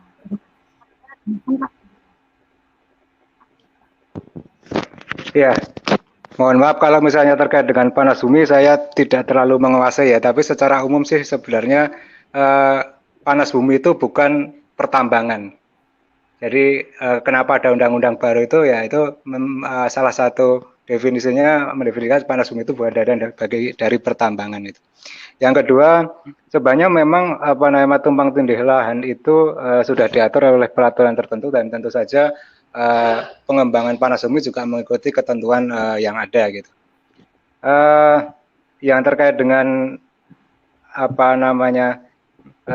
tumpang tindih lahan dan Leuser, mungkin saya nanti minta ke panitia saja. Saya akan berdiskusi karena ini bukan bidang saya dan saya tidak menguasai. Saya khawatir saya memberikan informasi yang tidak benar. Mungkin saya akan berkomunikasi dengan Pak Hagi tadi untuk menjawab pertanyaan tersebut. Mungkin demikian, Mbak. Terima kasih untuk jawabannya. Kemudian masih ada satu pertanyaan terakhir. Untuk Pak Mustabari juga, begini, mekanisme pelelangan terbuka dipakai untuk mendapatkan harga terbaik dengan listrik kualitas yang bagus. Tadi Bapak menyebutkan hal tersebut. Maksudnya di sini dengan listrik dengan kualitas yang bagus itu bagaimana ya Pak? Apakah tingkat efisiensi yang tinggi atau ada faktor lain? Terima kasih. Ya, terima kasih. Ya, sebenarnya dalam menentukan kualifikasi atau syarat-syarat pelelangan itu tentu saja PLN pasti akan mempertimbangkan banyak hal di situ, kesiapan sistemnya, intinya batas minimal yang bisa ditoleransi oleh oleh sistem PLN. Nah, di situ khususnya untuk pembangkit intermittent ya, karena pembangkit intermittent sendiri tentu saja berbeda karakternya dibandingkan dengan misalnya panas bumi yang mempunyai capacity factor yang tinggi, atau PLTA yang mempunyai capacity factor yang relatif tinggi dan harga yang relatif kompetitif. Nah, di satu sisi untuk yang PLTS surya maupun angin, kita kan tahu bahwa teknologi itu semakin turun harganya gitu. Kita tidak bisa memberikan patokan hari ini untuk sesuatu yang kita konsumsi di masa depan gitu. Ketika kita, artinya murah itu tentu saja murah berdasarkan kualifikasi yang ada. Kita tentu saja misalnya kita melelang suatu pengadaan barang, kita sudah tentukan misalnya batas-batas terendahnya seperti apa. Tapi tentu saja akan ada harga yang paling murah dengan barang yang sama seperti itu gitu. Ya, intinya sesederhana itu saja. Itu hanya khusus untuk yang pembangkit intermittent karakteristiknya yang kita desain untuk dilakukan pelelangan terbuka, di mana teknologi semakin ke depan semakin kompetitif dan semakin murah. Untuk yang lain tentu saja masih ada opsi harga kesepakatan atau harga kesepakatan dengan harga perkiraan tertinggi. Jadi meskipun harga kesepakatan sendiri diberlakukan, tentu saja ada semacam HPT atau harga perkiraan tertinggi atau selling price lah yang bisa menggait bahwa harga tidak boleh lebih dari sekian. Itu konsepnya gitu. Atau harga pada rentang tertentu yang itu sudah mencerminkan keekonomian dan kesepakatan para pihak. Mungkin itu yang bisa saya sampaikan. Terima kasih. Baik Pak, terima kasih. Dan demikian sesi pertanyaan sudah selesai. Mungkin sebelumnya Bapak ada yang ingin disampaikan Pak Ali atau Pak Ari sebelum ditutup? Oh ya, mungkin dari saya ya. Terima kasih, tentu saja kami sangat senang dan terbuka sekali, termasuk masukan-masukan yang masuk, pertanyaannya cukup variatif, dan tentu saja kami mengharapkan diskusi ini semakin dikembangkan dan menjadi suatu trendsetter sebenarnya. Kalau dulu orang itu bekerja, saya pengen ke migas, sewaktu saya dulu juga kuliah di Bandung juga, saya dari geologi juga, saya pengennya ke migas ke mana, tapi sekarang saya juga mungkin semakin banyaknya orang yang membahas terkait dengan EBT, tentu saja itu menjadi suatu hal yang positif dan orang banyak mengenal dan orang banyak memakai dan orang banyak menggunakan. Mungkin kedepannya juga EBT tentu saja mempunyai prospek yang cukup positif, baik itu dari segi banyak hal, terutama apakah itu ekonomi masyarakat, termasuk juga di situ lapangan pekerjaan dan yang lainnya juga. Kita tahu bahwa pendanaan di internasional sudah banyak yang beralih kepada green fund. Sangat sedikit pembiayaan-pembiayaan yang akan dialihkan menuju ke pembiayaan fosil, dan tentu saja kesempatan itu bisa kita gunakan untuk kembali lagi pada akhirnya ketahanan, kedaulatan energi kita yang pada akhirnya memberikan dampak yang cukup baik dari sisi tarif yang dapat dijangkau maupun dari sisi pemerataan bagi masyarakat maupun ketersediaan energi itu sendiri bagi seluruh masyarakat Indonesia. Mungkin itu yang bisa kami sampaikan, moderator. Silakan. Untuk mahasiswa mungkin Pak? Ya, mahasiswa tentu saja banyak yang bisa sebenarnya bukan hanya mahasiswa, sebenarnya lebih ke akademisi. Di situ kita cukup banyak. Misalnya kalau kita ngeliat kemarin itu ada green kayak kalau B30 itu kan pencampuran 30 CPO ke diesel. Nah, ini pencampuran untuk ke ke gasolin. Nah, itu tentu saja sebenarnya peluang yang bisa dikembangkan, salah satu peluang yang bisa dikembangkan, dan mungkin kami juga butuh input juga, artinya input bukan hanya semata-mata hanya sebuah pandangan, sebuah inovasi teknologi, tapi pandangan keekonomian, pandangan EBT bukan hanya semata-mata teknologi. EBT adalah sebuah banyak variabel yang di dalamnya yang sebenarnya banyak dipelajari. Misalnya kemarin saya juga mencapai ada yang tugasnya menemukan, tapi ada yang tugasnya menghitung. Saya juga mengapresiasi apabila nanti ada teman-teman dari mahasiswa, khususnya juga dari ITB yang bisa memberikan aspek bukan hanya teknologi, tapi keekonomian yang lebih besar yang bisa kita gunakan atau kita adopt atau kita diskusikan. Mungkin seperti itu. Terima kasih. Baik Pak Ali, terima kasih banyak. Untuk Pak Ali. Ya, terima kasih waktunya, kesempatannya. Saya sebetulnya sangat sangat salut juga dengan acara ini karena 1 minggu penuh membahas tentang energi terbarukan. Jadi itu menurut saya sesuatu yang luar biasa. Jadi memang sebenarnya di dalam momentum seperti sekarang itu kan semua gara-gara corona COVID-19 ini, bahwa semua sekarang menyadari bahwa perlunya kesehatan lingkungan. Jadi semoga ini juga menjadi momentum buat semua bahwa kita kalau bicara energi, tidak lagi bicara energi dalam konteks murah dan lain-lain, tapi juga murahnya dalam jangka panjang dengan mempertimbangkan berbagai faktor, termasuk di dalamnya juga faktor dampaknya terhadap lingkungan. Nah, jadi semoga momentum ini menjadi momentum yang bagus juga untuk energi terbarukan dari jenis apapun untuk bisa dimanfaatkan untuk kebutuhan kita. Kita harus ingat bahwa sebagai contoh banyak lapangan geotermal di dunia seperti di New Zealand, Wairaki itu sudah dari tahun 50-an sampai sekarang masih nyala, masih berproduksi dengan baik. Kemudian juga di Larderello juga di Itali juga udah 100 tahun lebih, itu juga masih berproduksi bagus. Kamojang di Indonesia juga udah hampir 50 tahun. Jadi energi terbarukan ini adalah energi yang tidak hanya mungkin kita nikmati saat ini, tapi juga kita nikmati energinya saat ini dan juga oleh generasi berikutnya. Dan dampaknya juga tidak hanya berdampak baik terhadap kita saat ini, baik dalam kesehatan dan terhadap lingkungan, yang juga akan kita wariskan ke anak cucu kita nanti. Nah, untuk mahasiswa saya rasa semuanya itu tergantung kepada kesiapan kita. Bahwa kalau kita misalkan energi terbarukan sekarang misalkan masih sepi misalkan. Nah, dengan banyaknya orang yang mendorong itu menjadi tenaga yang sangat kuat untuk justru industri tersebut menjadi berkembang. Kenapa? Karena industri juga membutuhkan orang-orang yang baik dalam sisi teknis maupun hal-hal yang sifatnya menjadi spirit untuk mendorong tumbuhnya industri tersebut.